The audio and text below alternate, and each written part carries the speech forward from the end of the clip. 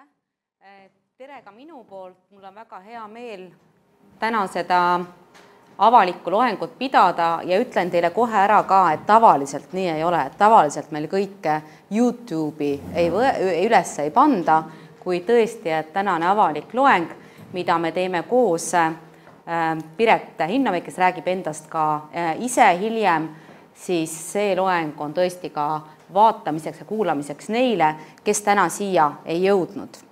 Kõigepealt tahan omalt poolt ka öelda, et iseenesest see loeng on väga sarnane EBS-i loengule ja kui ma endast ka räägin, et panin siia kirja ka, et EBS-is on päris palju õppejõude, kes on ühelt poolt kaua praktikas olnud, ma olen juhtinud päris mitut ettevõtmist ja teiselt poolt õpetanud EBS-is 15 aastat kindlasti, ma julgen rohkem panna, et muidu ehmatan noored üliõpilased ära. Tegelikult on neid aastaid isegi rohkem ja olen teinud magistri EBS-is ise, esimese kraadi Ameerika Ühendriikides ja sügisel plaanin tulla ka doktorantuuri, rohkem küll teemana siis see leadershipi teema. Julgustan teid kõik, et kes on bakalaureuse õppehuvilised materjalid on olemas, rohkem on infot ka internetis, täna me siin nendel teemadel väga rääkima üldse ei hakka, et räägime sellest, millest kokku lepitud said, kuid kes on ka magistriprogrammi huvilised, siis tegelikult selle kohta me veel paneme, meil on uus programm täiesti tulemas, et uue programmi kohta hiljemalt uue nädala alguseks on kõik detailne info ka olemas. Millest ma täna räägin, meil on kokku lepitud siis 1,5 tundi, esimene 45 minutit tere, esimene 45 minutit on minu päralt, räägin tähtsamatest turundustrendidest, neid on palju, et ega 45 minutiga neist kõigest rääkida ei jõua. Toon välja mõned teemad, millest palju räägitakse ja mis minu kui praktiku ja ka päris palju õpetanud nii-öelda sellise teoreetilise poole pealt pean oluliseks ja teise 45 minutit siis juba sama perspektiiv praktilisest vaatenurgast. Ülikoolis on ka see, et ütlen kohe ka ära, et telefonid tuleb panna vaikseks, parem kui telefoni ei vaata, arvutid ja muud vahendid võivad täiesti laual olla. Et millest ma siis räägin? No mis on muutunud, kui me räägime turundusest? Et tegelikult turunduse puhul on, julgustan tegema ka märkmeid iseenesest, keda see huvitab, et turunduse puhul on üks oluline asi, millest alati räägitakse ja öeldakse, et kui sa õpid äri ülikoolis, mida kindlasti EBS on, et tegelikult on kindlasti kaks asja, kas sa õpid Eestis või õpid sa Ameerikas, vähemalt kui sa õpid EBS-is või õpid sa Ameerika Ühendriikides, et kindlasti on üks asi, millest alati räägitakse ja need on siis need turundusmeetmed või need mängurid, mille kaudu tegelikult siis turundust juhitakse. Ja see klassikaline juba eelmise sajandi teadmine on, et neid B-sid ehk siis neid mängureid, mis hakkavad kõik B-tähega inglise keeles, on kokku nagu 4. Kas keegi oskab öelda, mis need on? Praegu ei ole veel hindeid ei panda, eks ju, et tegelikult see teema on siis see, et see on muutunud siis nii palju, et mis on need asjad tegelikult, milliste mänguritega me väljakul, ma ütlen, täna on väljakuid rohkem, mängijaid ka rohkem, aga milliste teguritega me mängime. Et need 4 tegurit, millest alati räägitakse ja mis ei ole kuhugile kadunud, on tegelikult siis toode ise, product. Ma ise tegelikult õpetan nagu teeninduse ja teenuste poolt, kuid iseenesest see läheb siia alla. Product. Teine asi, mis on tegelikult turunduse seisukohalt ja üldse kliendi seisukohalt laiemalt väga tähtis, on tegelikult see, mis on meie levituskanalid. Ehk siis place. Nagu me teame, siin on palju muutunud. Kättesaadavus tegelikult tänu internetil on oluliselt muutunud. Mis võiks olla 3. tegur, saate juba loogikast aru, et milliseid tegureid ma otsin, mis need võiksid olla? Piret teab kindlasti, eks ju, aga kas te olete, mõtle, mis see võiks olla, mis need turundusse, missugused märksõnad veel lähevad? People, õige, ma teen selle siia joone alla. sellepärast, et algselt klassikalise 4P hulgas seda people ei ole.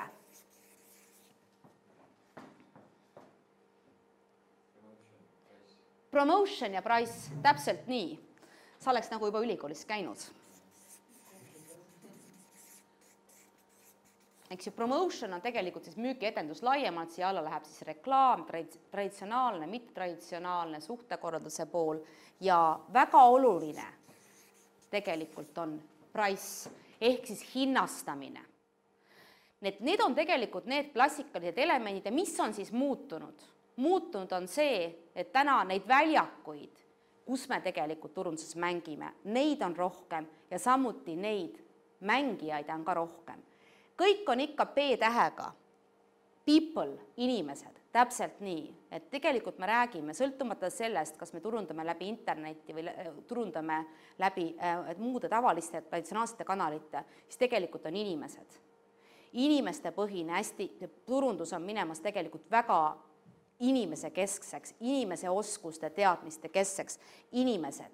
Ja inimesed siin kahes tähenduses, nii tegelikult meie kliendid kui ka meie töötajad.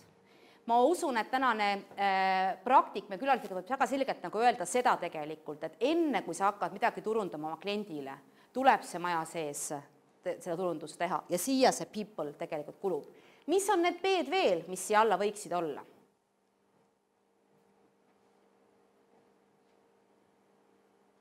Nüüd on siin lähevad teadlaste arvamused lahku, nii et tegelikult me võime neid siin ise ka mõelda, kuid üks on kindlasti, millest räägitakse, on physical evidence.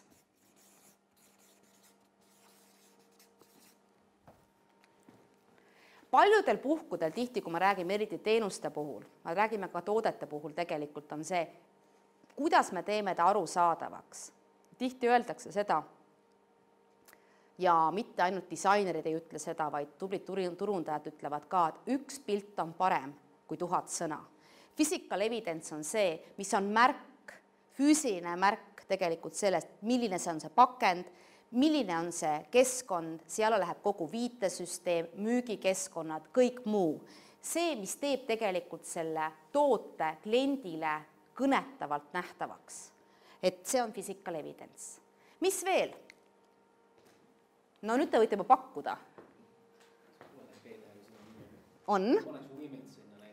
Mida paneksid? Women. See on väga hea teema. Mulle see teema meeldib, aga see ei ole praegu siia alla. Omaette teema muide. EBS-ina praegu seda, aga tegelikult on teema täiesti, on teema, kuna väga paljudel olukordades on naised ostuotsuste taga. Autod, elektroonika, kodud, seal on protsendid taga, ma täpselt, ja et tegelikult hästi palju on eraldi teemat, et kuidas tegelikult nagu turundada naistele. Aga mina tegelikult tahaksin siia panna ühe teema veel ja see on, ma kirjutan siia üles, mis on väga-väga oluline ja mida me EBS-is ka õpetama, mida õpetatakse tegelikult vähe, on protsessid, protsesside juhtimine. Et turundaja ei ole kuskil tagakontoris oma reklaammaterjalidega. Selleks, et asjad toimiksid, peab tundma ta kanaleid, peab tundma tegelikult protsesse. Ja üks neist, mis siia juurde käib, on kindlasti protsessis. Siia juurde veel mõnikord on pakutud proaktiivset klienditeenindust, proactive client customer service ja mõnda muud peed, kuid ma jääksin tegelikult selle juurde.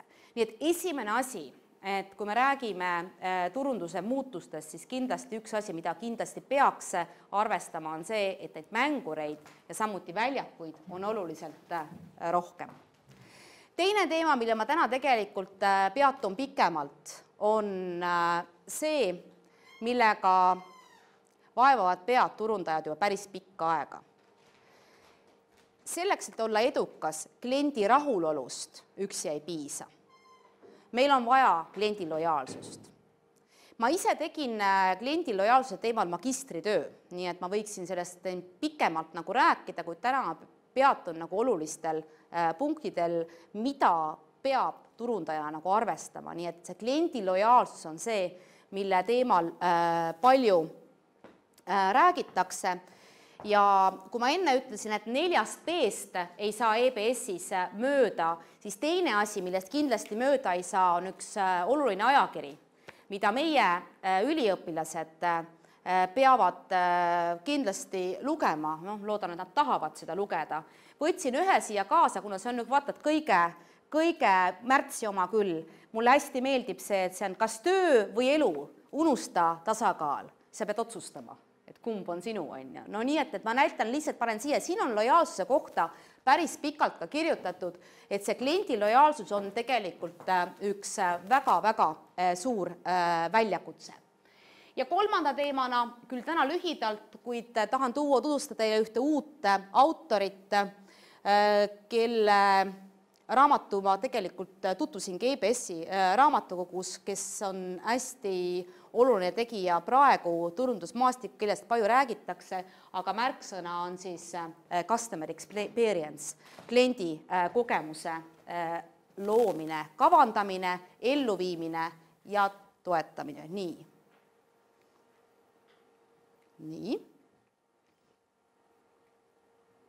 Igaks juhuks. Kuidas me defineerime kliendi lojaalsust? Kuidas me saame aru, et klient on lojaalne? Täpselt, kui ta tagasi tuleb. See on tegelikult see, mis on kõige klassikalisem, mille järgi tegelikult me hindame, kas klient teeb korduvostu. Mis veel? Ta soovitab. Täpselt nii. Ta on meie esimene soovitaja. Mis veel?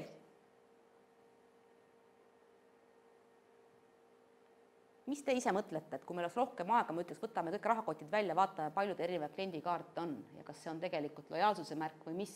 Aga praegu küsin, mis veel on? Kuidas te ise ütlete, ma olen lojaalne, mis see tähendab? Ma soovitan, ma käin seal poes. Mis võiks veel olla?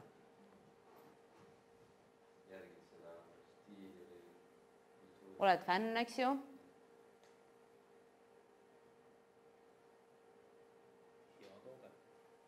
Hea toode, jah. No käärime siis käisid üles vaatama, mida ma siia olen kokku kogunud. Nii.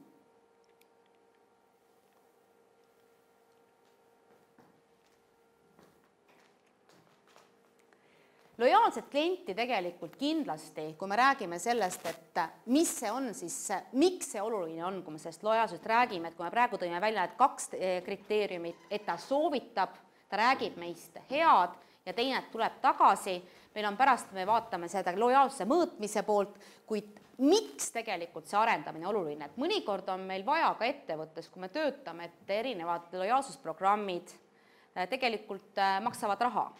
Ja tihti on meil vaja ka läbi kalkuleerida, et kas see lojaalsuse arendamine ja selle loomine on tegelikult seda väärt. Ja mina olen ära toonud siia konkreetsed teaduslikult tõestatud väited, miks ja kuidas me saame lojaalsust arendada. No esimene, mis on hästi oluline, et kui me räägime sellest, et meie lojaalset klienti, et ka teenindajatel, nendega, kes igapäevaselt suhtlevad, et tegelikult hästi oluline aspekt on selle juures see, et lojaalset klienti on reeglina lihtsam teenindada. Ta ei shoppa ringi, ta on rohkem avatud ja reeglina, kui ta on enne käinud, me teame ta kohta midagi. Teiseks, lojaalne klient räägib meist reeglina head. Mis võiks olla see 3/11? Mis see võiks tähendada?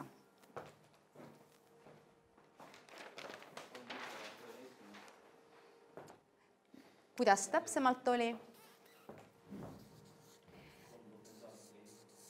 Siin on igasugused erinevaid numbreid, kuid jutt on tegelikult nagu suhtarvust, et mingisugusel põhjusel inimestel on kombeks rääkida rohkem edasi negatiivsest kogemusest kui positiivsest kogemusest.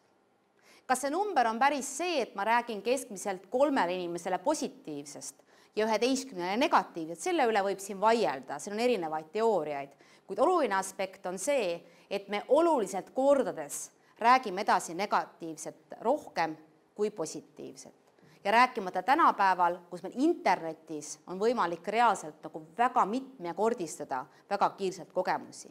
Nii et lojaalne klient, kes räägib meist reeglina head, see on äärmiselt väärtuslik. kuna tema tegelikult mitmekordistab just seda head ja positiivset sõnumit. Mul on üks teine number siin veel, 20, 20 ja 60. Need on protsendid, nagu te aru saate, 100 tuleb kokku. 20% kliente, 20% kliente ja 60% kliente. Võime juba esimese hindadele ära panna, et EBS-is on ju, et mis see võiks nagu olla. Kas püsikliendid, kes lähevad ära ja kes lähevad minema ja suunal?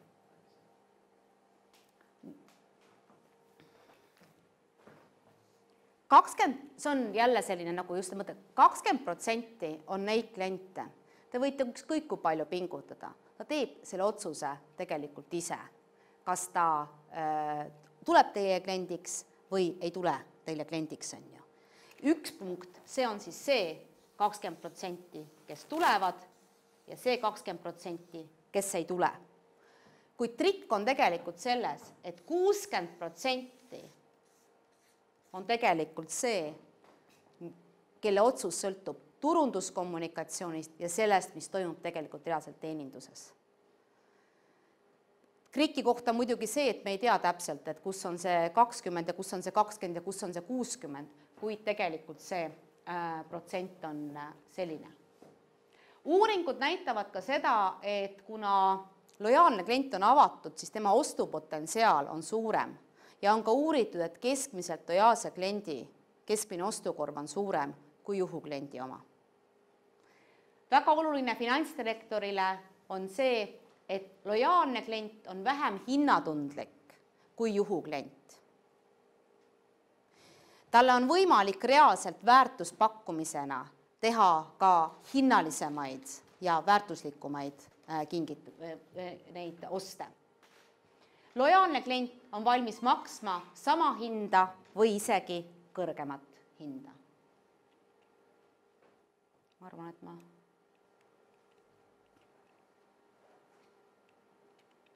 ei sellega ikkagi nii.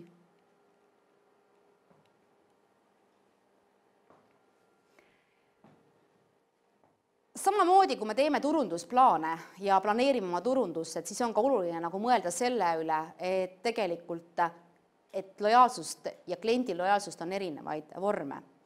Ja mina olen siin mõelnud selle üle ja defineerinud tegelikult seda väga lihtsalt. Esimene rühm on tegelikult selline, kes reaalselt on deklareerinud, et nemad tahavad olla sõltumatud, nad ei taha olla ühegi kliendiprogrammi liikmed, nad ei soovi arendada lojaalsust. Ja siin on ka kirjas, et me tegelikult peame selle üle väga selgelt analüüsima ja mõtlema, et nende puhul on turundustaktika teine. Ühekordne kommunikatsioon, ühekordne väärtuspakkumine. Teine rühm on hästi oluline, on inertne lojaalsus. Ehk tegelikult me käime seal inertsist. Ja see on tegelikult klassikaliste, tugevate, suurte firmade peamine teema. See iseloomustab seda sellisena, ma olen selles firmas alati käinud, ma olen siit alati ostnud, kuid selgelt seda pakkumist, miks ma seda teen, seda ei ole mulle firma poolt kommunikeeritud, ega ma ei ole seda enda jaoks ka läbi mõelnud. Ja oht on, et olles ühe väga pikaajalise firma klient, inertsist käinud seal aastaid, tuleb uus tegija, teeb väga hea pakkumise, klient mõistab, et seal on midagi väärtuslikku ja liigub teie juurest ära. Et mida ma ise olen ka märganud, olles kliendina mitmes firmas, just pikaajalise kliendina, tegelikult see teema on, et mitte ainult uute klientide peale seda turundust investeerida, vaid tegelikult tegeleda olemasolevate klientidega. Et see on äärmiselt oluline, et ei tekiks seda inertset lojaalsust. Seda on päris palju uued kiired head tegijad tulnud ja võitnud kliente just suurtelt ja vanadelt firmadelt selle lojaalsuse rühma arvelt. Latentne lojaalsus on tegelikult see, mis tähendab seda, et mulle see firma meeldib, aga ma käin mingil põhjusel mujal. Ehk mul on selle kohta teadlikkus, kuid mu jalad käituvad teisiti. Ja see on teine, et kui näiteks tuua siin suuri brände, et kui me küsime, et mis on siin karastusjookide number 1 maailmas, ma arvan, me ütleme kõik ühe firma, kui palju me seda joome, on hoopis teine number. Ja see on tegelikult ka see teevad, me võime olla tegelikult kaubamärgi teadlikkuselt number 1 või number 2, kuid turuosalt hoopis teise koha peal. Jällegi turundajatele suur väljakutse. Ning kui me vaatame seda 4. toodud, see on siis see, mida teie ka siin defineerisite, enne tõite välja, premium lojaalsus. Mulle meeldib, ma olen rahul ja soovitan ka teistele. Et tegelikult on see väga lihtsalt kokkuvõttes minu arvates see, milline see kaasaeg turundus. Me peame teema oma turundusplaani selle ümber, et mulle siin meeldib, olen rahul ja soovitan ka teistele.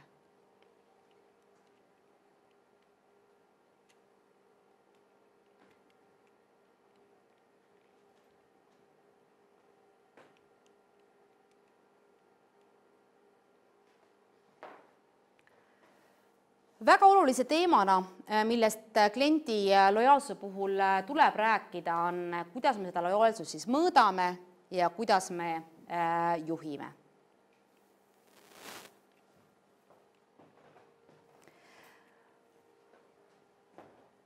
Mida me saame tegelikult mõõta, siis firmad mõõdavad erinevaid asju, kuid kindlasti seda turundus on ka selgelt analüüsi poole peal, ikkagi selles mõttes kontori poole peal. Ja üks oluline teema selle lojaalse mõõtmise puhul on selgelt, mida mõõdetakse, on korduvostud. Samuti me saame mõõta tagasisidet ja kiitust. Me saame mõõta kliendiks olemise perioodi. Me saame võrrelda hinnatolerants, siit on tulnudki see, et tegelikult on võimalik, on vähem hinnatundlik meie lojaalne klient. Lojaalne klient, kui ta käest küsitakse, ta eelistab seda, ta toob selle esimeste valikute hulgas. Ja teine teema, mis on, et kui me hakkame otsima uusi tooteid või teenuseid, et tegelikult siis me seda valikute hulka vähendame, kui nende hulgas on lojaalne firma. First in mind inglise keeles, aga tegelikult siis seda, et tegelikult tuleb meile esimesena meelde ja samuti, mis on väga-väga oluline, mida ma tahaksin, millest võib-olla ei ole veel piisavalt täna praktikas õpitud, on see, et kui meil on rahulolematu klient ja kui tal on kaebus ja kui ta selle kaebusega pöördub meie firma poole tagasi, siis tegelikult see on võimalus luua kliendi lojaalsust. Et uuringud näitavad, et väga rahulolematu klient, kes on saanud väga hea teeninduse, siis temast on võimalik tegelikult potentsiaali ja kasvatada üks kõige lojaalsem. Tihti, olles ise teinud teenindusjuhtidega ka mitmeid koolitusi, siis tihti on ka küsimus tegelikult just selles, et see rahulolematu klient, et keegi ei taha temaga nagu tegeleda, siis tegelikult respekt sellele kliendile, et kui tal on kaebus, ta hoolib meist, tuleb meie juurde tagasi. Et pigem see on lojaalsuse märk, sest tavaliselt me teame ise, kui me ei hooli, me lööme käega ja lähme teise firmasse. Me ei hakka selles mõttes seda asja üldse eraldi lahendama. Nii et see on tegelikult hästi oluline. Mida ma tahaksin võib-olla selle lojaalsuse teema kohta veel juurde märkida, on siis see, kuidas võiks, millistel tasemetel neid kliendisuhteid lojaalsusprogrammis juhtida. Ja võib-olla pakuksin siin välja sellise päris lihtsa, aga olulise näite.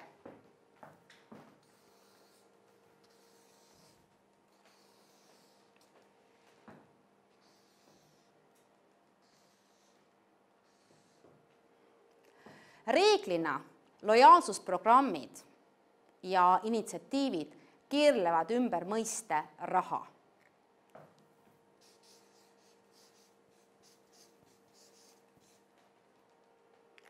on nii, et kui sa ostad, saad allahindlust, kui kogud nii palju punkte, saad nii palju allahindlust, kui teeme suurema lepingu, saad pikema maksetähtaja, eks, et see kõik, mis on tegelikult seotud rahaga. Oskate mulle öelda mõnda programmi, mis ei ole seotud Eestis, kliendilojaalsusprogrammi, mis ei ole seotud rahalise väärtusega? Aga inimesed on lojaalsed.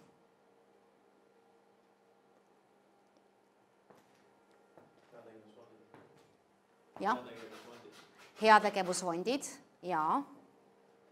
Siin on ühine eesmärk.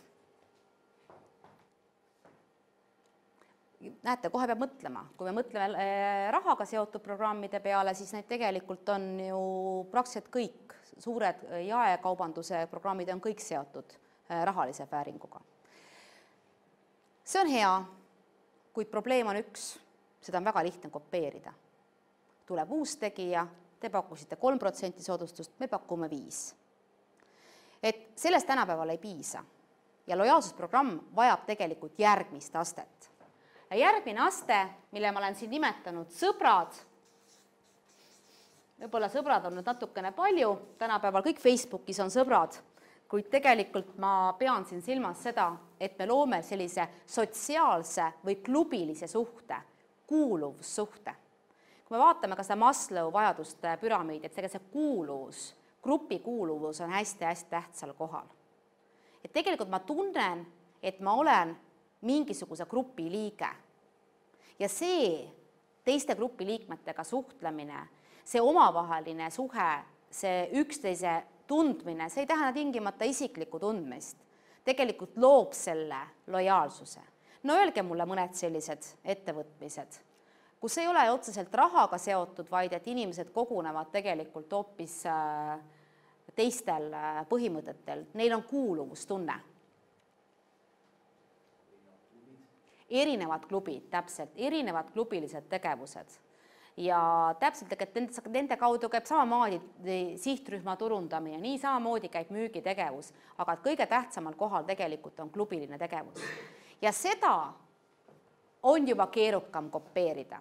Seda ühe päevaga tegelikult ei kopeeri. Aga võib-olla sellest pole ikkagi piisavalt abi.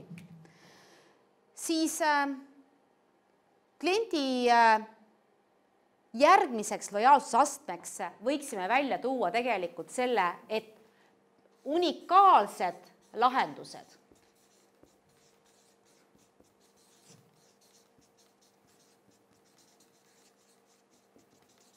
Kõlab võib-olla isegi liiga suurelt, kui tegelikult turundajad mõtlevad kogu aeg selle üle.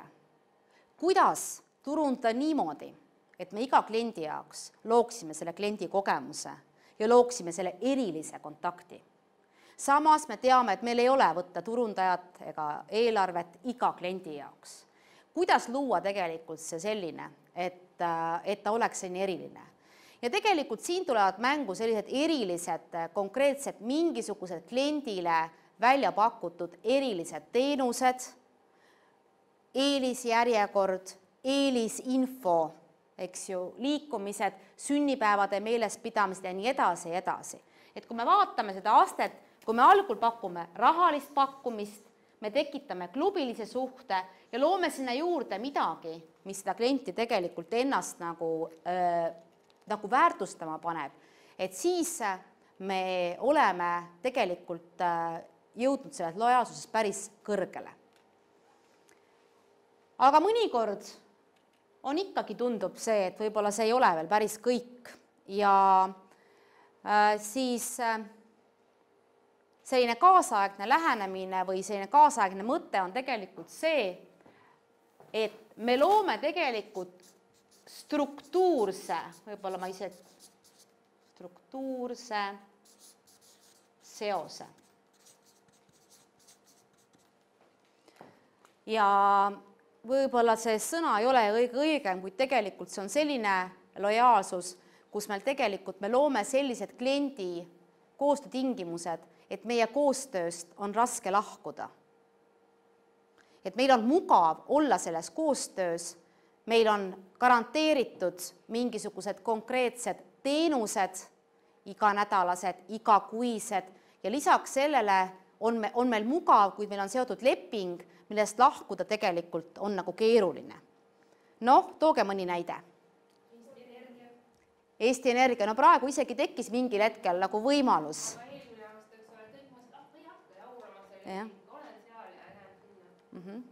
No mõni muu näide veel.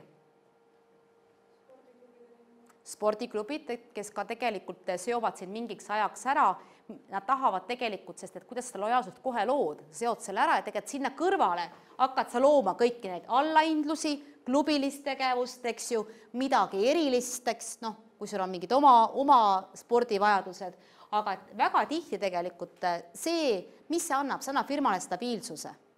Sest et noh, oma olemuselt tegelikult sul on võimalik siis investeerida, kui sul on mingi stabiilsus. Et see struktuurne seos on tegelikult see, millega turundajad kogu aeg vaeva ja pead murravad tegelikult sellepärast, et kuidas sellega hakkama saada. Ma arvan, et meil kõigil on vähemalt mõni selline lojaalsus, mis on seotud lepinguga.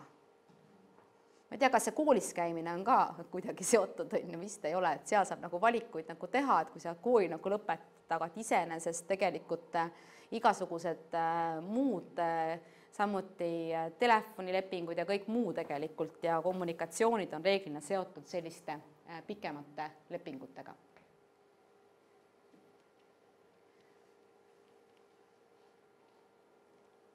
Noh, kuidas ma selle tahaksin viimatigi. Et seda ma ikkagi.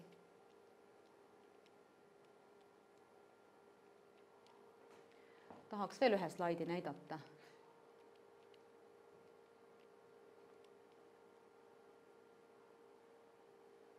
Millest siis lõpetuseks, minu osa lõpetuseks, et millest siis turundajad veel räägivad? Liikudes ise palju üliõpilaste ringis, kes paljud töötavad ka EBS-is õppimise kõrvalt ja olles oma valdkonnan, oma praktilises töös aastat vastutanud turundustegevuse eest, et siis üks teema, millest palju kirjutatakse, palju räägitakse, on tegelikult kliendi kogemuse loomine. Täna mul palju aega ei ole, et ma tahaksin teile mõelda selle üle, et kelle selle teema kohta rohkem huvi on, et on üks lahe autor ja kelle raamat on EBS-i raamatukogus ka olemas, see anti välja 2007. aastal. Colin Shaw, selline auväärne mees, miks ma ta pildi panin, tihti on see, et me tegelikult ei teagi neid autoreid, millised nagu välja näevad. Ja mõnikord me arvame, et mingid autorid on nii tuntud ja vanad autorid, neid ei olegi elus. See mees on täitsa elus, kirjutas selle raamatu 2007. aastal ja sellest sai absoluutne bestseller ja mitte ainult turundajate hulgas. Ja selle raamatu pealkiri on The DNA of Customer Experience. Meie loeme seda siin inglise keeles, tõlgitud teda ei ole ja ma arvan, et ei peakski tõlkima selliseid asju, et lugeda originaalis. How emotions drive value. Kuidas emotsioonid loovad väärtust. Ja sellest palju räägitakse praegu ja kui enne oli juttu, et kuidas naistele turundada, siis täpselt samamoodi, kuidas tegelikult turundada niimoodi läbi emotsioonide. Sest toodete tehniline erisus on tihti väga väike. Kättesaadavus on sarnane, hinnapoliitika on sarnane. Me peame leidma midagi muud. Ja see Colin Shaw raamat siis räägibki praktilistest aspektidest antud teemal.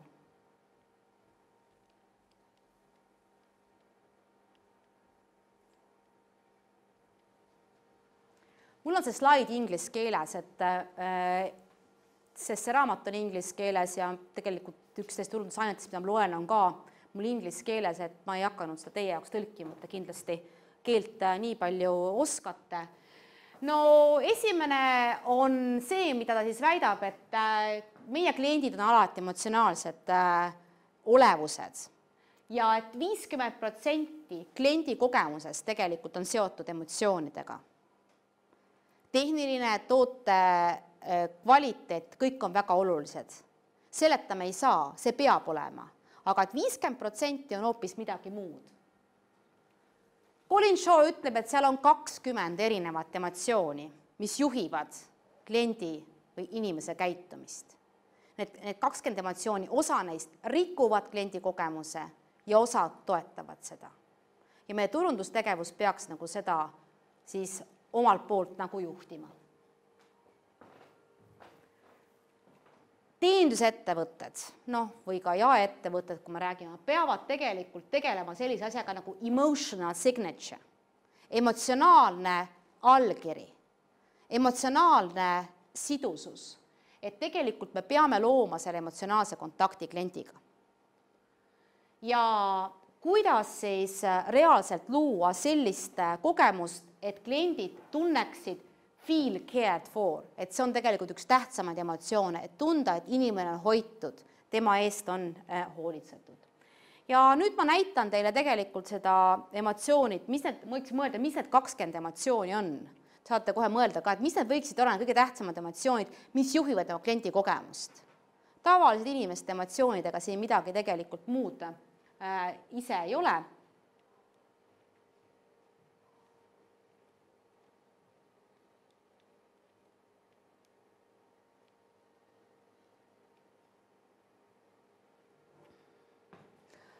Ja näete, siin on tegelikult siis ära toodud, eks ju, et hierarchy of emotional values, et kuidas tegelikult need erinevad hierarhias nagu on, ja kõige all on siis need emotsioonid, mis rikuvad igasuguse kliendi suhte ja kliendi kogemuse. Neid tuleb absoluutselt vältida neist, ja need on tegelikult, näete ise inglis, kes ma kõiki tegelikult ei loe nagu ette, aga huvitavad on see, et inimeste see kiirustamine, hurried, kiirustamine, vihane, kõrvale jäetud, pettunud.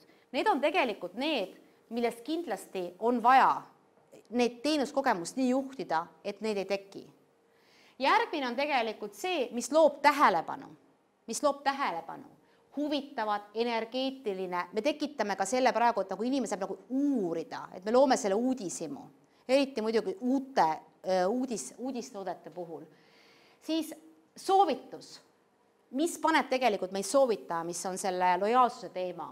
See on usaldusväärsus, turvalisus ja advocacy, mis tegelikult on see kõrgem, see kliendi lojaalsuse teema ja vaadake, mis seal on tegelikult see, et luua see, et ma olen õnnelik ja ma olen rahul. Nii et ja selle ümber tegelikult see kliendi kogemuse loomine selles Colin Shaw raamatus on, toob seal konkreetseid näiteid, kus tegelikult turundajad planeerivad oma kampaaniaid, sõltuvad sellest, mis on selle toote eesmärk, eks, kas me tahame huvi äratada, kas me tahame, et seda ostetakse rohkem, ta on vana toode, kas me tahame luua mingit uut positsiooni, et tegelikult mulle hästi see meeldib ja oleme seda siin EBS-is ka päris palju üliõpilastega praktilise tööde käigus arutanud.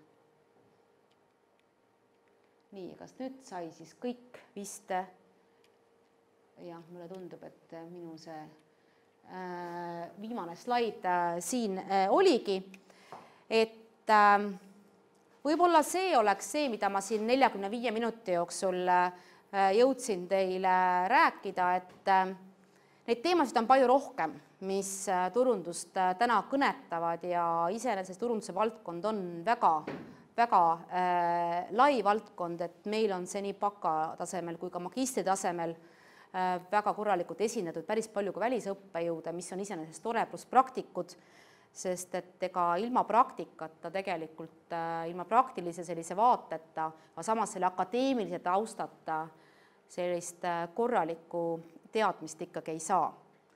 Nii et minu poolt aitäh, soovin teile edu, kes lõpetavad koole, tean, et mitmetel on kooli lõpetamised ees, kellel koolid läbi, ootame EBS-i, et mul enda tütar lõpetab keskkooli sel aastal, tean, et sel nädalal olid juba proovieksamid ja muud igasugused tähtsad tegemised, et igal juhul aitäh kuulamast ja ma annan sõna üle meie tänasele nii-öelda külalisele tegelikult ka, et Piret räägib endast ise. Palun, sõna sulle.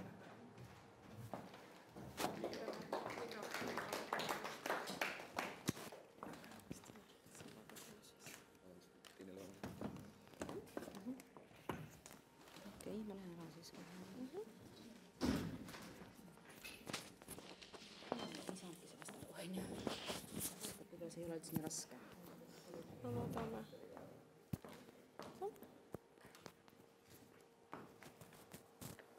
Loodan, et meid on kuulda. Kõrgemale või?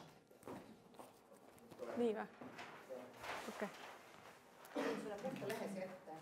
Ma tänan. Ja, tänan.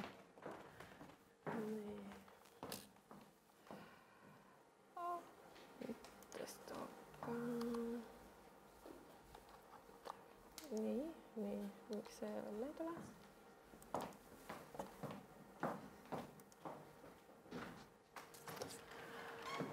Tere ka minu poolt. Minu nimi on Piret Hinnov. Töötan tänasel päeval Elionis. Räägin teile nüüd natukene hoopis teisest vaatenurgast, sellest turundusest. Räägin ka natuke kliendi lojaalsusest, aga seda kõike siis läbi ärikliendi turundusvaate, mis siis on ka minu igapäevatöö, hoida ärikliendi turunduse juhthoobasid suures organisatsioonis, nagu Elion on. Aga enne seda, kui ma lähen tõelise turundustemaatika juurde, mul paluti rääkida ka paar sõna endast. Et kes ma olen ja kuidas mind EBS mõjutanud on. See on tõeliselt huvitav pointer, millega ei taha kuidagi slaidid tulla. Nii. Kui mina keskkooli lõpetasin, siis ma teadsin juba väga täpselt, et mina tulen edasi õppima EBS-i. Ma teadsin seda juba umbes 11. klassis. Ma ei kandideerinudki kusagile mujale. Millest selline enesekindlus ja veendumus? No, ma olin ilmselt kodutöö hästi ära teinud ja olin endale selgeks teinud, et millised võimalused Eestis on. EBS-is ma ei käinud ainult niisama õppimas. Sellest kujunes mulle laias laastus elustiil. Ma olin üliõpilasesinduses aktiivne. Ma olin üliõpilasesinduse juhatuses. Ja siis ma lõpetasin bakalaureuse kraadi võõrkeelte ärikorralduse erialal ja mõtlesin, mis nüüd siis edasi.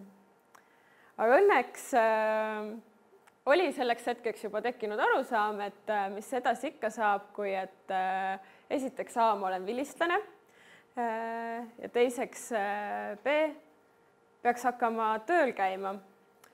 Töö oli mul, seda üllatust ka EBS-is. Nii võib juhtuda, kui sa äärmiselt aktiivne oled ülikoolis. Tööga seotult külastasin ma ka erinevaid riike. Ja selleks tulemuseks oli ka see, et ma läksin tegelikult edasi õppima magistrisse MBA programmi ja selle raames tuli üks päev geniaalselt hea idee, et oleks ikkagi vaja minna olla ka välismaa ülikoolis natuke aega. Ja ma läksin vahetusüliõpilaseks Itaaliasse. Vahetusüliõpilane oli äärmiselt huvitav olla. Loengute vahepeale nägime ka kultuuri kõvasti ja tagasi tulles oli käes karm reaalsus, et nüüd on nagu kõik ained sooritatud ja peaks hakkama seda magistritööd kirjutama. Mõeldud tehtud, palju magamata öid, töö kõrvalt pingutamist ja viimane narveerimise hetk kaitsmiskomisjoni ees. Ja pärast seda oli suurepärane võimalus koos kursusekaaslastega seista Estonia kontserdisaali aktusel, minna lava peale ja võtta vastu oma magistridiplom. Asi, mida ma siiamaani ei ole hetkekski kahetsenud, kuigi see oli päris suur töö, et seda töö kõrvalt kõike teha. Aga mida EBS on kindlasti õpetanud, on see, et kes tahab, see jõuab ja teeb. Pärast ülikooli lõpetamist lõppes ka tegelikult suur seotus EBS-iga ja ma siirdusin rahvusvahelisse IT-konsultatsiooniettevõttesse Columbus, kus lisaks kõigele turundustööle, mis ma tegin, sattus ka üksjagu avalikke esinemisi.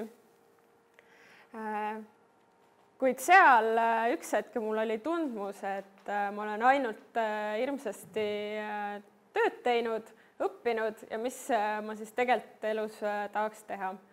Ma võtsin aja maha, kuna ma olin võõrkeelt ärikorralduse eriala lõpetanu, siis üheks boonuseks oli suurepärane keeleoskus ja teadmised Eesti kohta sellisel tasemel, et ma töötasin nii freelancerina turundusvaldkonnas kui ka tegin hoogsalt giiditööd selleks, et kõik välismaalased ka teaks, kui äge Eesti koht on.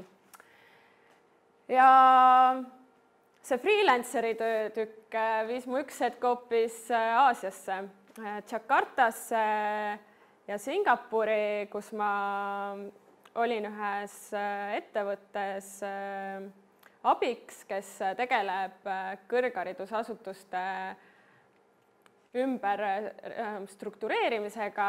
Põhimõtteliselt nagu startupina võetakse koolid ette ja tehakse uuele kvaliteedilevelile viimist. Ja siis ma tulin ükskord jõuluks koju. Ja jõuluks koju tähendas seda, et Elion sai mulle küüned taha ja põhimõtteliselt tegi sellise pakkumise, et nüüd ma olen Eestis tagasi ja ajan seda Elioni ärikliendi turundusasja. Ja samal ajal olen ka tegelikult ikkagi jätkuvalt vilistlane ja püüan anda oma panust siia kooli ikkagi mingil määral tagasi, et kõik see, mis see kool kunagi on mulle andnud, et ma saaksin nüüd siis enda panusega anda tagasi. Siin on väga paljud inimesed pildi peal koos, kellega mina olen EBS-is koos õppinud. Aga milleks meile ärikliendi turundus? Inglise keeles on 2 terminit, business to consumer, business to business. Turundustegevusi vaadeldakse läbi siis 2 mõiste B2C, B2B. Ärikliendi turundus, B2B turundus, milleks meile sellist asja üldse vaja on? Minu käest on seda küsitud, sest et on olemas ärikliendi või äride puhul ja äriklientide ostu puhul väga nagu ratsionaalsed põhjused, tavaliselt on seal mingid tugiteenused, hind on paigas, garantiitingimused on paigas, funktsionaalsed kompetentsused. Kõik see on oluliselt rohkem kastis võib-olla, kui nii võib öelda, ja rohkem selline väga konkreetne, et mida see turundus seal teeb. Ma mäletan seda, kui ma siirdusin B2C turunduses B2B turunduse peale ja mu oma kursusekaaslased küsisid, et mis asja sa seal üldse siis nüüd turundad? Seal ju ei ole midagi teha. Aga samas, kui sa hakkad sellele teemale sisse vaatama, siis seal on samamoodi see, millele ka Ester viitas, et sa pead kuidagi eristuma. Ka äriklient on päeva lõpuks inimene, kuidas saavutada mängulisust, kuidas tekitada need fännid või need, kes on tõesti sinuga lõpuni väga lojaalsed, kuidas olla nähtav. Lisaks on mingi kõhutunne ikkagi otsustamiste juures. Samas tahavad ka need ärikliendid kuhuskile kuuluda, kuidagi ennast identifitseerida läbi selle, milliseid teisi teenuseid või tooteid nad tarbivad. Ja siinkohal näide otse elust, et kuidas teeb äriklient oma otsuseid, et arvad, et tehakse hästi nagu ratsionaalselt ja lihtsalt neid otsuseid. Mina valisin eelmine aasta uut reklaamiagentuuri, väga konkreetne B2B äritehing tegelikult. Ja võtame arvesse, et ikkagi kandidaate oli mitmeid, kosilasi, kes oleks sobinud väga hästi. Nad olid kõik äärmiselt professionaalselt, väga sarnased tingimused, ka proovitööd, mis ma neile andsin teha, olid väga head. Aga et kuidas sa siis selles olukorras otsustad?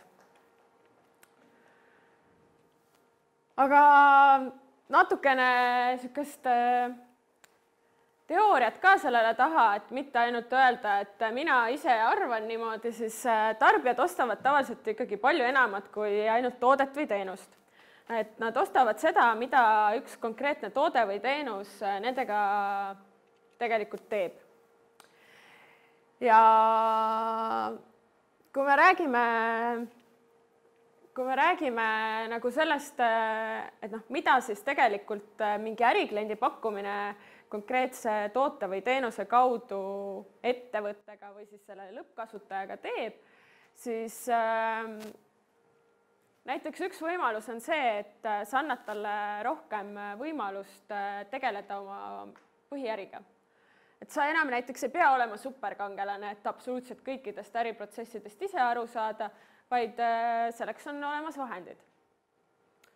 Ja kui korraks nagu mõelda selle peale, et mida Elion enda klientidele lubab või milline see lojaalsuse lähtekoht on, et millest me lähtume ka oma lojaalsuste pakkumiste välja töötamisel või mis on see, mis meid nagu tegelikult drive'ib, on ju, siis ma tahaks näidata teile ühe video.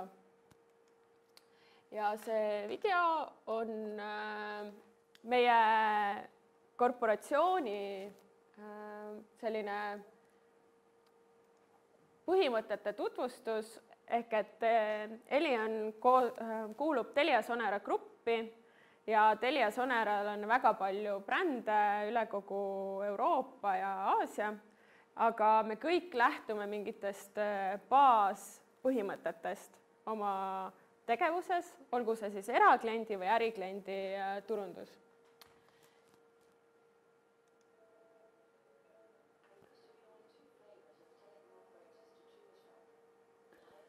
Kuskilt võiks kõvemaks saada.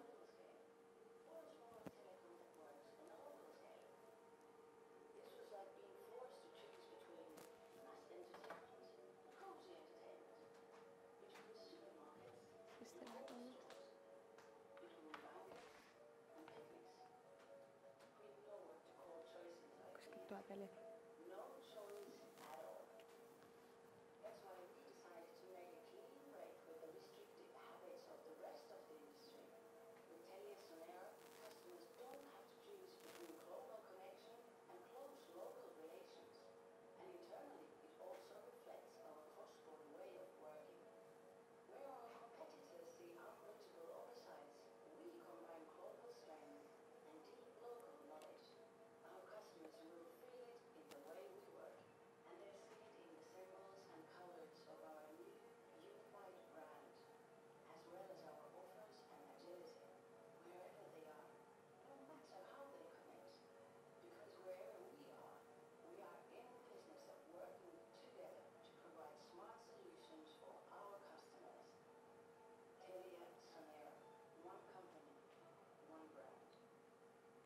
Et selle kaudu tuleb tegelikult väga kiiresti ja lihtsasti välja see, et millest mina pean igapäevaselt lähtuma, kui mina Elioni ärikliendi turundust teen. Kui ma mõtlen välja seda, kuidas hoida enda klienti lojaalsena, siis päeva lõpuks on mingil määral mulle juba ettevõtte nii-öelda DNA-sse sisse pandud.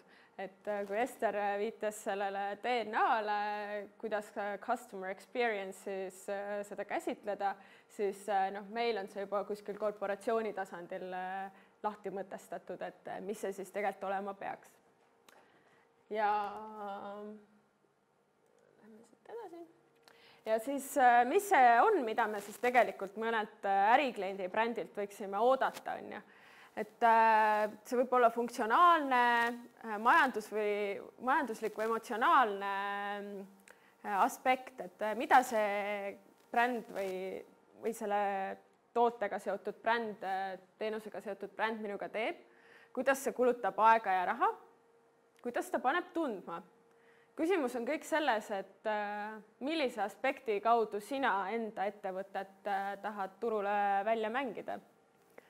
Ja kui me vaatame näiteks mingeid ärikliendi näiteid, me ei ela vaakumis ja kindlasti Elion ei ole ettevõte, kes tegutseb ainult sellest lähtuvalt, mis meil Eesti turul toimub. Et kuigi me teeme jah Eesti turu jaoks kõike, siis meie mängumaa on juba ammu mõjutatud nii Google'ist, nii Facebook'ist, kui kõikidest teistest suurtest rahvusvahelistest korporatsioonidest ja ettevõtetest, aga me peame olema kursis sellega, mida teised teevad. aga näiteks IBM, keda me teame ilmselt laias laastus sellepärast, et nad kunagi tegid arvuteid ja noh, täna ei ole see enam üldse nagu nende põhiäri, siis nad on vägagi julged selles, mida nad tegelikult kliendile välja tahavad näidata, on ju. Et minna ikkagi väga julge sammuna otse enda peamise konkurendi vastu. Noh, ei tea, kui paljud ettevõtted maailmas seda võiksid endale lubada, eriti veel ärikliendi turunduses. Pigem ollakse tavaliselt konservatiivsemad kui väga julged. Siis kui me vaatame veel, et kui me mõtleme selle peale, milline on keskmine ärikliendi kommunikatsioon, siis minu lemmikud on kõik need reklaamid. Ester võttis kahjuks Harvard Business Review kaasa, seda oleks hea olnud praegu korra sirvida. Kui te vaatate näiteks Eestis Direktori või Forbesi ajakirju, siis pahatihti oleme me ärikliendi turunduses kinni stampvõtetes, kus inimesed naeratavad otse kaamerasse, siis on käesurumise pilt näiteks, Nokia Connecting People pilt ja siis me naeratame. Sest see nagu justkui näitab, et on väga hea ärikliendi suhe ja seal on selline tugev tundmus taga, et see müüb. Noh, ütleks nii, et tegelikkuses väga suured B2B äris tegutsevad brändid just IT-s ja telekomis, mis on minu sektor, millel ma ilmselt olen rohkem silma peal, ollakse juba jõutud sinna, et tegelikult päeva lõpuks me oleme kõik inimesed, et Cisco, mis on üks päris suur ja võimas korporatsioon, on näiteks teinud hoopis sellise ärikliendi lahenduse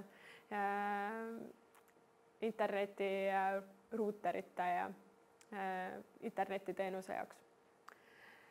Ja näiteks Citrixil on selline vahva konverentsiteenus nagu GoToMeeting ja noh, näiteks see on, ma arvan, üks vägagi julge viis enda nähtavuse tõstmiseks turul.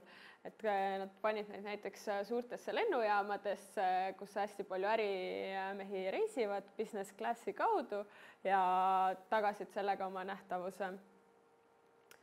Aga kust pihta hakata, kui me räägime ärikliendi turundusest ja sellest kliendi lojaalsusest, et enne kui sa jõuad sinnani, et üldse klient võiks sulle lojaalne olla, pead sa nii-öelda kodu korda tegema ja aru saama, et mis seal taustal siis teil toimub, et mida teie bränd tegelikult lubab ja me arvame hästi tihti, et ostetakse seda, mida me lubame.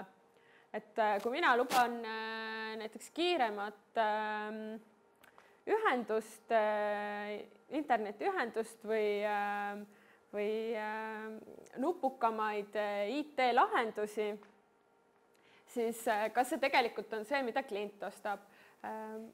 Elu on näidanud, et see 20-20-60 printsiip peab päris hästi paika, et 20 teeb selle otsuse, mis iganes teisi argumente kasutades, sa võid seal teha, mis sa tahad, 20 ei osta niikuinii sinu käest ja 60-ga on võimalik rääkida. Et see on nagu ka minu tundmus. Ja kas su bränd siis lubab sellisel juhul sellele 60-le kliendi suhet, paremaid inimesi, reputatsiooni, rohkem raha, teostust, et need võivad olla kõik erinevad asjad. Aga tegelikkuses, mis mina oma töös olen tänaseks ikkagi tajunud, et ärikliendi lojaalsust sa saad kõige rohkem mõjutada sellega, kui sa suudad talle kuidagi välja mängida selle, et kui sa tarbid minu teenust toodet, siis sinul on rohkem aega, et keskenduda oma põhitegevusele. Et kuidas seda välja mängida, selleks on erinevaid võimalusi. Muidugi päeva lõpuks ärgem arvakem, et nii ärikliendis kui erakliendis turundus on mingi imerelv, mis kõik maailma mured ära parandab, et ikkagi teenus või toode peab ka piisavalt hea olema selleks, et turundus saaks seda turundada.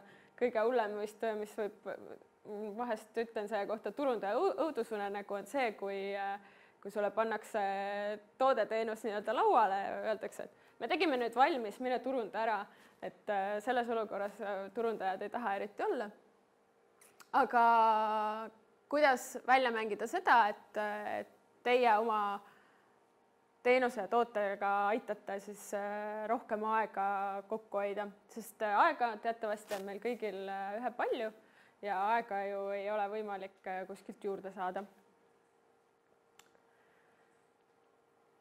Aga kui me mõtleme korraks selle EBS-i peale, siis kuidas EBS on oma aega välja mänginud? Et magistriõppe lõpetanute kuu sissetulek, eelmine aasta tuli üks väga põnev Statistikaameti graafik. Ma arvan, et kõik vilistlased ütlesid hurraa selle peale, me oleme kuskil vähemalt esimesed. Ja aga mis on tegelikult kooli lubadus? Kooli lubadus tööturule, mis on ka ärikliendi turg.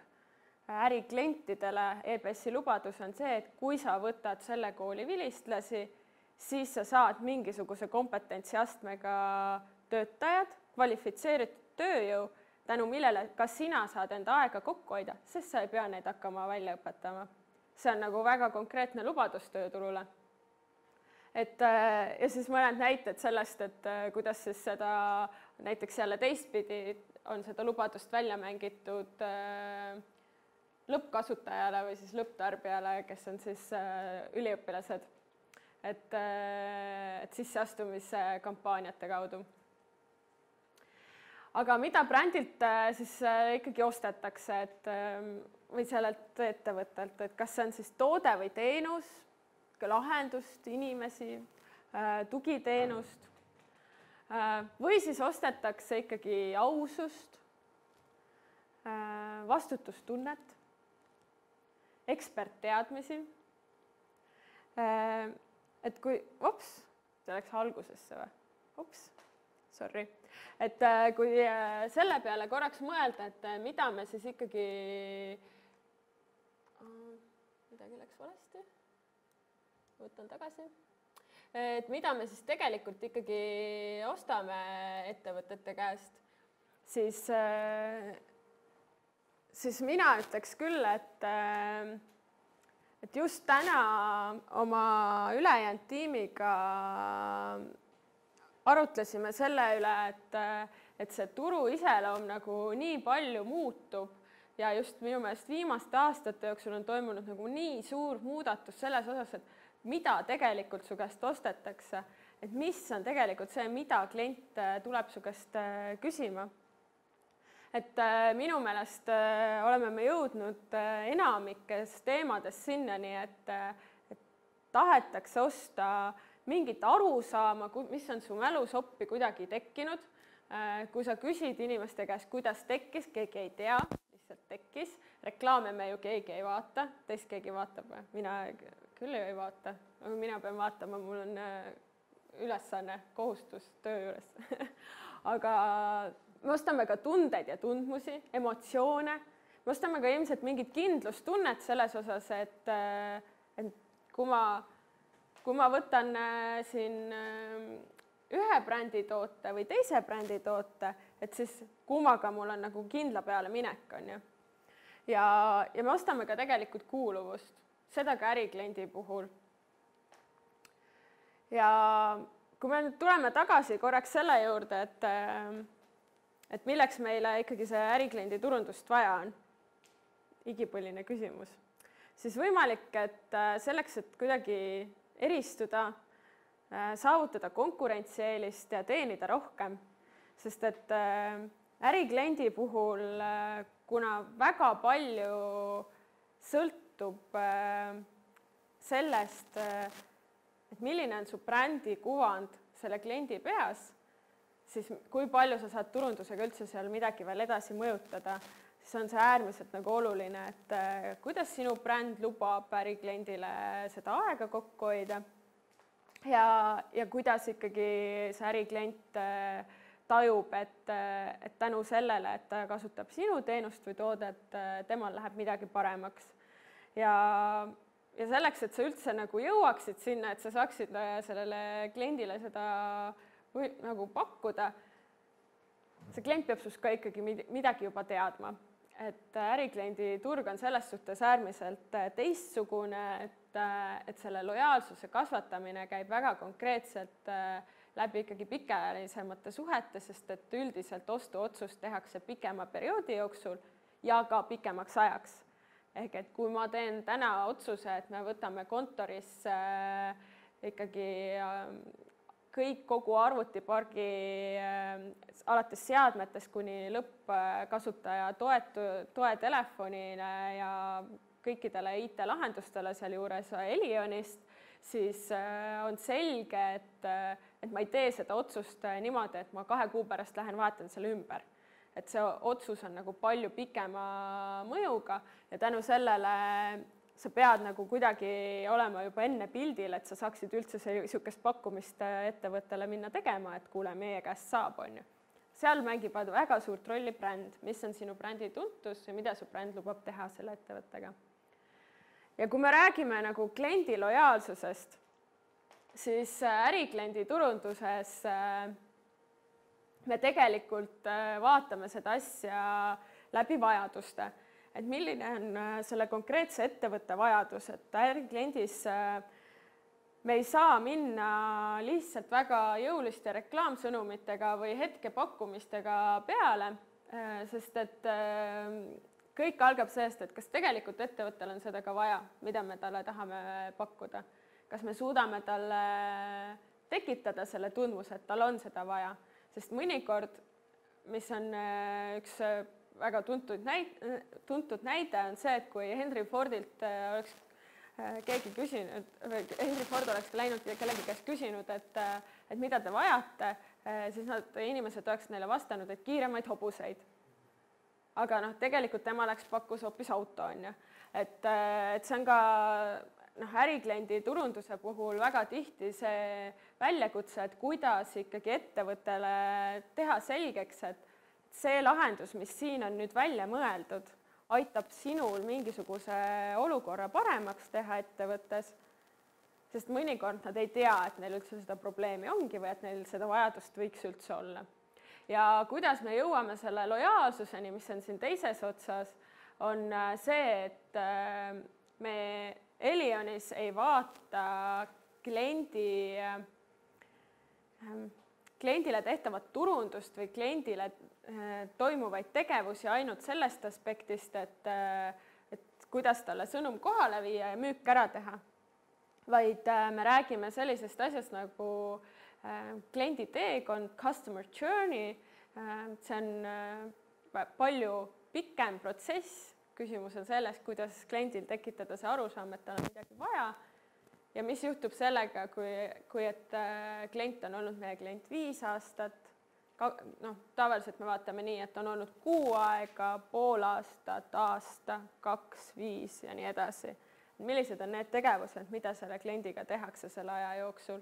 Et selles suhtes see lojaalsus ei saa tekkida ühekordsetest aktsioonidest, vaid see peab olema läbimõeldud teekond kliendi lojaalsuse kasvatamiseks. Ja kus see lojaalsus siis kõik kokku jookseb, neid aspekte on äärmiselt palju, mida sa pead kogu aeg silmas pidama ja see on paras male mängimine, kus sul on palju erinevaid käike, sul on palju erinevaid võtteid, taktikaid, see 4B turundusmeetmestik, mida Ester välja tõi, laiendusega veel järgmistesse B-desse, mis tänapäeval on äärmiselt aktuaalsed, siis sellele lisaks on ikkagi iga selle B taga veel väga palju teisi integreeritud turunduskommunikatsiooni meetmeid, mida siis kasutatakse selleks, et see lojaalsuseni jõuda. Ja eks seal on palju strateegiat, palju seda brändi, miks ma enne tõin selle brändi lubaduse välja, et kui sul ei ole brändi tuuma ja brändi sellist peamiseid põhimõtteid paigas, siis on väga raske sinna peale ehitada strateegiat või mõtestada läbi seda kliendi teekonda. Et sellepärast see lojaalsus koosneb nagu minu silmis erinevatest asjadest. Ja kui me mõtleme selle peale, et kes siis on nagu ärikliendi turunduse teine pool, et kelle jaoks me neid asju siis teeme, et ettevõte kui seesugune ei ole ju mitte midagi muud kui üks äriregistri kood, koos mingite B-kaardi meestega, nagu ma nende kohta ütlen, B-kaardi mehed, siis tegelikkuses on su vastas ikkagi inimesed, aga nad täidavad erinevaid rolle seal ettevõttes. Et seal võivad olla mingid lõppkasutajad, seal võivad olla otsustajad, mõjutajad, professionaalsed ostjad. Mida suurem ettevõte, seda suurem tõenäosus on, et sul istub vastaspool lauda näiteks professionaalne ostja, kes võib-olla teab sinu ettevõtte kohta rohkem, kui sa ise tead. Ta teab ka, mis konkurentidel toimub ja ta teab ka, mis maailmas toimub ja tema võib olla hoopis tugevamas infoväljas selles valdkonnas või teemas, kus parasjagu ostmine toimub. Ja siis on inimesed, kes on nii-öelda uksehoidjad. Keegi, kelle kaudu sa tegelikult nii-öelda saaksid sinna ettevõttesse sisse, juhul kui su bränd ei ole veel nii tuntud, et kõik sellest oskaks rääkida. Ja kui me seda vaatame nagu ostuprotsessi kaudu, siis jah, protsessi juhtimine on äärmiselt oluline. Protsessi juhtimine on oluline mitte ainult lojaalsuse jaoks ja turunduse jaoks, vaid kogu ettevõtte jaoks ja meil on Elionis väga suur osakond protsessi juhte. Inimese igapäevatöö ongi mõelda välja, kuidas mõnda protsessi teha veel paremaks. Et kõik see, kui teie, ma ei tea, paljud teist on Elioni kliendid, erakliendid, keegi teab. Et kui teil on näiteks mingisugune küsimus või teenus ei tööta või mingigi põhjus meiega kontakteerida, te helistate 165 numbrile, siis see, mis teiega sealt hakkab pärast juhtuma, see on meil tegelikult kuskil ära kirjeldatud, mis teiega peab hakkama juhtuma. Selleks, et te saaksite sellise teeninduse, nagu te saate, et jah, teenindus on äärmiselt oluline aspekt lojaalsuse tekitamisel. Probleemi tuvastamine, vajaduse kirjeldus, spetsifikatsioon, tarnija otsimine, pakkumiskutse on see, et sa saaksid üldse laua taha enda ettevõtet tutvustama ja oma toodetest rääkima, tarnija valimine, tellimuste täitmise korra kinnitamine, tulemuse hindamine. Ja absoluutselt igas selles aspektis on mingisugune turunduse moment, mida mina igapäevaselt pean aitama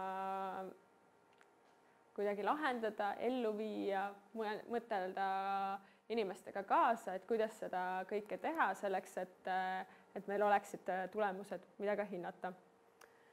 Ja kuidas siis tegelikkuses me turunduses jõuame sinnamaani, et me üldse laua tahale jõuaksime.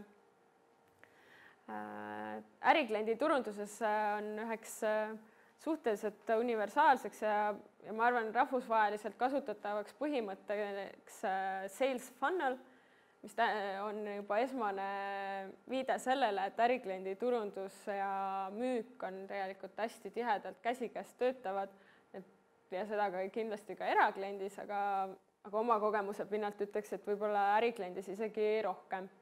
Et neid viise, kuidas saada uusi liide, on päris palju erinevaid, aga kindlasti see ärikliendis erineb nii palju, et ega kui ma küsin teie käest, et mitut ärikliendile suunatud reklaamide viimasest ajast mäletate, siis mis te vastaksite mulle?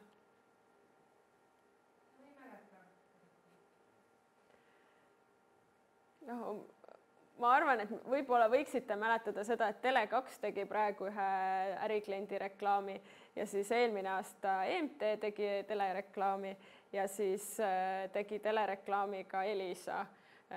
Ei mäleta rohkem ärikliendi telereklaame viimasest ajast, mis oleks meelde jäänud. Võib-olla see on väga valdkonna fookusega, sellepärast ma mäletan neid, et need on otseselt seotud minu tegevusega. Aga tõde on jah selles, et ärikliendis me väga palju ikkagi ei toimeta above the line marketing meetoditega, et nendega, mis on kõigile massimeedias hästi näha, vaid pigem käib selline väga sihitud otseturundus, väga palju tööd. Me teeme selle nimel, et saada aru, kes on see klient seal taga. Läbi sellega kasvab see lojaalsus. Kui te tahate teada, mida ma teen pool aega oma tööpäevast, siis lisaks suurepärastele koosolekutele istun ma koos väga palju kliendianalüüsiga, turundusanalüütikutega ja me muudkui analüüsime ja mõtleme, kuidas ja mismoodi ühele või teisele kliendile ikkagi läheneda. Ja millistesse segmentidesse neid panna selleks, et saada aru, et millised sõnumid, kus võiksid olla teemaks. Ja sealt edasi lähevad nad tavaliselt müügi kätte, kelle käest nad siis tekivad võimalused, müügipakkumised, tellimused ja uued müügid. Ja kuidas suurtes ettevõtetes see käib, et turundus toob liidid koju, need pannakse tavaliselt kliendi Customer Relationship Management System ehk kliendisuhete hoidmise programm, kus sul on kogu aeg arusaamine, mida selle ühe, teise või kolmanda kliendiga tehakse, kõik kliendi kontaktid, jutud on seal sees. Ja siis on sellest ülevaade näiteks kliendihalduses või müügil, kes selle kliendi kontakti eest hoolitsevad.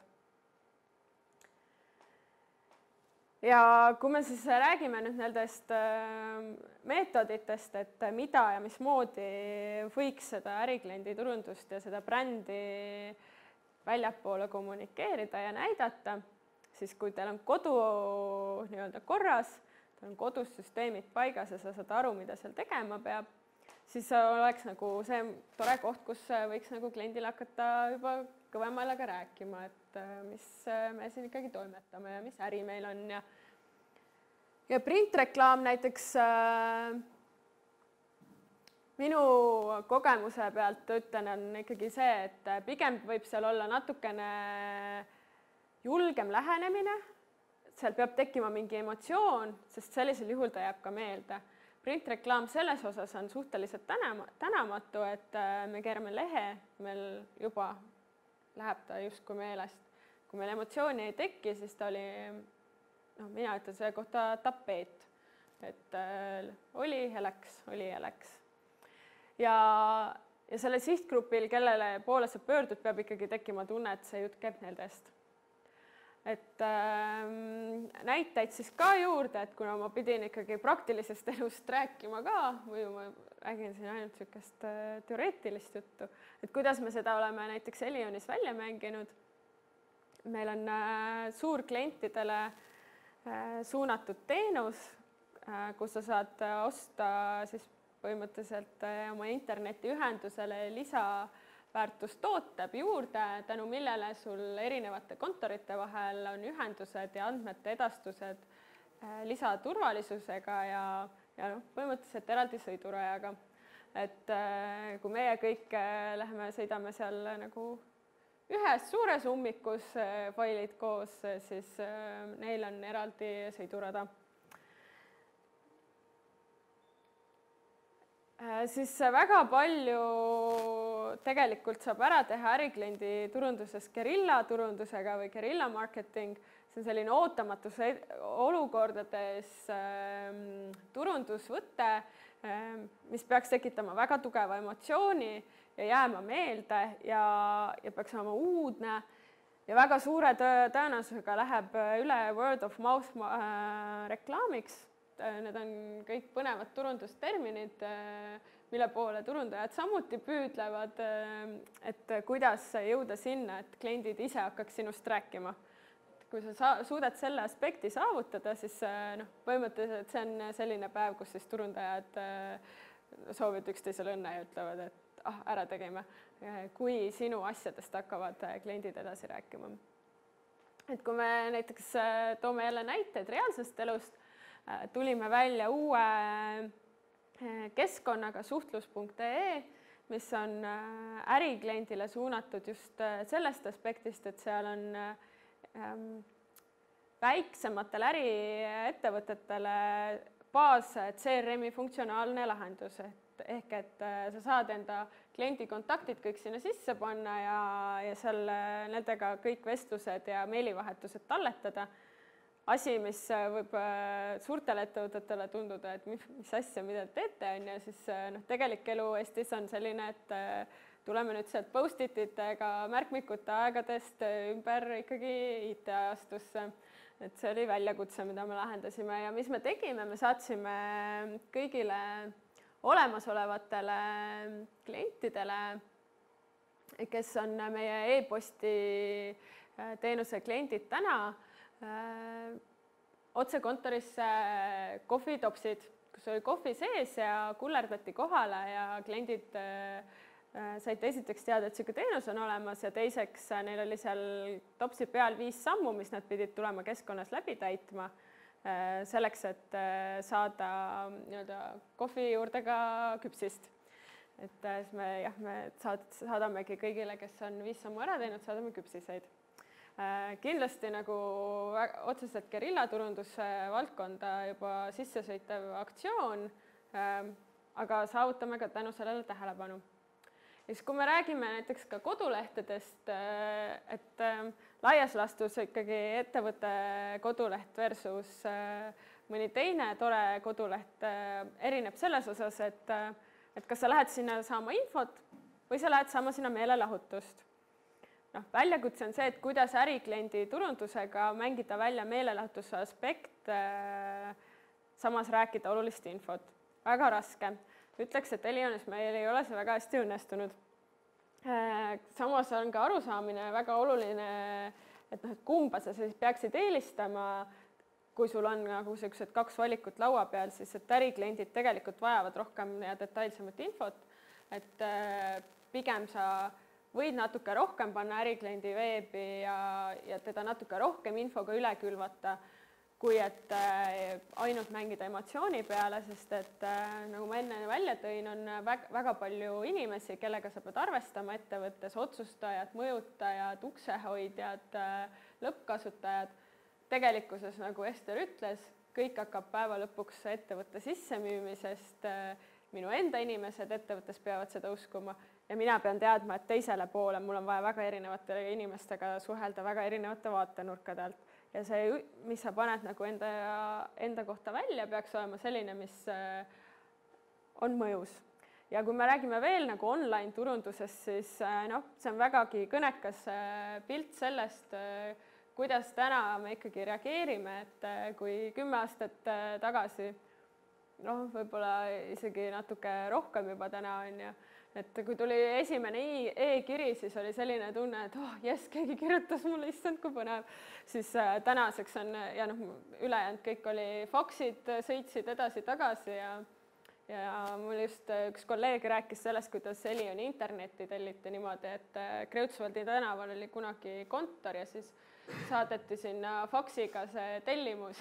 See faksimasin vahest keris kuskile kapi taha ära ja siis keegi ei teadnudki, et tellimus oli tulnud, on ju. Et see oli isegi veel nagu halvem variant kui see, et kunagi tuli post, vähemalt tuli sisse, keegi võttis ka ümbrikust lahti ja pani kellegi lauanurgal, on ju. Siis tänaseks oleme jõudnud sinnani, et neid kirju tuleb nii palju, et keegi enam ei halda neid päeva lõpuks ära. Kui sulle äri hästi läheb, muidugi osad võib-olla jätku, ikkagi ootavad, et esimene tellimus ja teine tellimus. Aga et kui sa saad mingi füüsilise otseposti sinule adresseeritud, siis see tekitab nagu rohkem emotsiooni. Kuid siiski seda e-kirja kasutatakse ja kui vahepeal oli tundmus, et e-kiri on selline langev trend ja keegi seda varsti enam ei saagi kasutada, sest kõik spämmivad ja jube palju on seda kõike, siis tänaseks on tegelikult tekkinud ikkagi tundmus, et ikkagi jõutakse tagasi e-kirjade juurde, et kõik sotsiaalmeediakanalid ärikliendi turunduses ei toimi. Ja miks laias laastus on ka see, et sul on tegelikult vaja väga palju infot anda edasi ka e-kirjade puhul, kui sa tahad mingit teenust tutvustada enda kliendile. Ja seda nagu lühikeste Twitteri feedidena või Facebooki postitustega sa ei jõua seda kõike tehtud. Ja kuidas me seda lojaalsuse asja siis vaatame? No jaa, Elion selles suhtes on nagu juba mõnusas positsioonis on ja et meid kannab edasi erakliendist tulev bränditaju. Päeva lõpuks on meie ärikliendid ka erakliendid ja mingi seotus meiega on olemas. Eesti Telefon on ka ilmselt ammustest aegadest juba meile suure kliendibaasi tekitanud, et selles suhtes on lihtsam. Aga ei saaks öelda, et kliendid sellepärast hirmus palju lojaalsemad oleks. Ja kuidas me seda asja ikkagi vaatame, on nagu läbi sellise asja nagu innovatsiooni omaksvõtu kõvera, et kellele ja mida me siis läheme ikkagi kommunikeerima. Ja kas üldse, et skeptikute puhul ütleme samamoodi, et neil on väga raske mingit uut tehnoloogiat või tehnoloogiaga seotud uuendusi maha müüa, et nendega on nagu kõige rohkem tööd ja nad ei ole väga kasumlikud, seega kas me nendega peaks tegelema.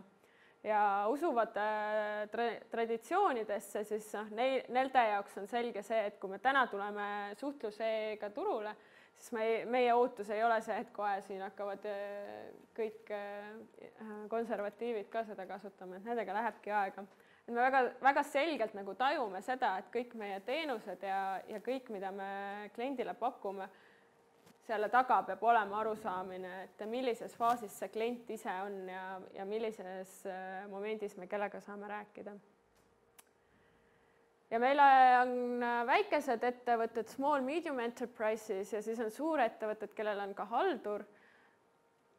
Olenemata sellest, nad kõik tahavad personaalset lähenemist saada ja üha personaalsemaks läheb. Neid ei huvita see, et mul on veel umbes 30 000 klienti vastas, äriklienti, kellega mul oleks vaja rääkida. Või sul on väga üldine sõnum, see neid ka ei huvita, nad tahavad sihituid sõnumeid. Et see on see maailm, kuhu me tegelikult liigume ja üha enam tajume me seda, et isegi kui me suudame juba tänaseks päris hästi kõnetada tegevjuhte ja IT-juhte, kes on nagu otsesed otsustajad, siis me peame märksa rohkem pingutama, et kuidas nagu lõppkasutajad ka selle asja nii-öelda ära ostaks, et ei oleks see koht, et ülemus tuli ütles, et ma pean hakkama kasutama, vaid et see lõppkasutaja ka tajuks, et tema hoiab aega kokku ja temal tekib tänu sellele selline parem viis tööd teha. Ja kui me tuleme tagasi selle juurde, et kuidas mina siis ikkagi selle reklaamiagentuuri ära otsustasin, siis ma pean tunnistama, et kõige määravamaks sai see, kuidas ma tajusin sealpool olevate inimeste kokkusobivust sellega, mida nende bränd ja ettevõte lubab teha ja kuidas ma nägin, et nemad hakkaksid koos töötama minu inimestega, kellega neil on vaja tegelikult igapäevaselt mingeid tulemusi koju tuua. Et päeva lõpuks oleme me inimesed ja seejuures minu soovitus julge olla erinev ja tõeliselt erinev, mitte natukene erinev. Et parem natuke riskida ja sellest õppida, kui teha väga harjumuspäraselt ja ka ilmselt mitte väga märkimisväärsemate tulemustega. Mõtle alati nagu eraklient, sest päeva lõpuks me oleme nagu tavalised erakliendid, tavalised jaetarbijad, aga pea meeles nagu ärikliendi puhul alati seda, et jah, ta on tavaline üksik indiviid, aga tollel momendil on ta kollektiivis ja seal hakkavad juba grupi erinevad mõjud toimima ja sellest võiks teha täiesti eraldi loengu.